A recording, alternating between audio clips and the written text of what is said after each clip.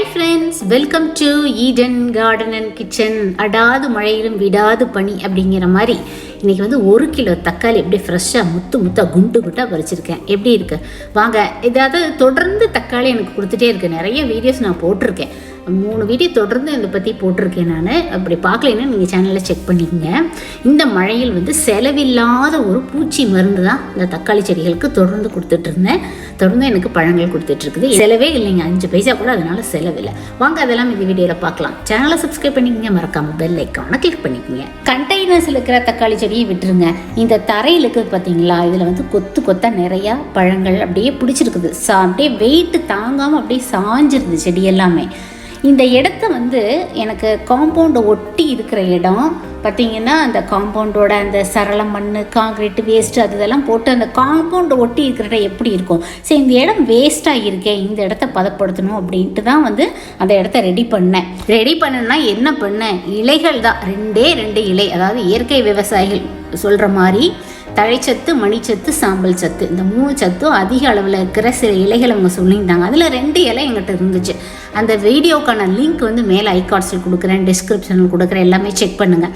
அந்த இலைகளை போட்டு அப்படியே லேயராக போட்டு கூட செம்மண் போட்டுட்டு ஒரு 2 மாதம் அப்படியே விட்டுட்டேன். அதுக்கப்புறம் இந்த இடத்துல தான் சரியான மேஜிக்கு. தட்டைக்காயெல்லாம் பார்த்தீங்கன்னா 1.25 அடிக்கிட்ட வந்துச்சு. இன்றைக்கி தக்காளியெல்லாம் சைஸே வந்து கொஞ்சம் அப்நார்மலாக பெருசாக குண்டாக பழங்கள் வந்து நல்ல உறுதியாக இருக்குது. பழங்களுமே பார்த்தீங்கன்னா நல்லா கொத்தாக தாங்க பழங்கள் பிடிக்குது.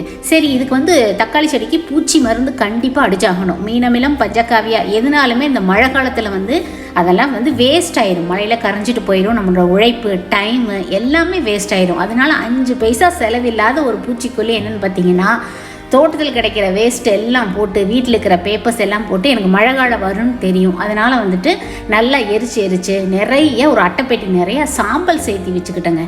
அதைத்தான் கரைச்சி வாரத்தில் 1 நாள் வந்து எல்லா செடி கொடி மரங்களுக்கும் கொடுத்துட்ருக்குறேன். அதே மாதிரி தான் அந்த தக்காளிக்கும் கொடுத்தேன்.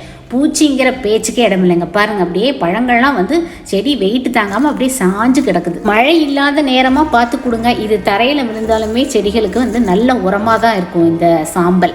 தக்காளி செடிக்கு மட்டும் இல்லைங்க, தக்காளி கூட நான் ரெகுலராக தொடர்ந்து ஹார்வெஸ்ட் பண்ணுறேன். செரி ட்ரீக்குமே வந்து நான் அதை கொடுத்துட்ருக்குறேன்.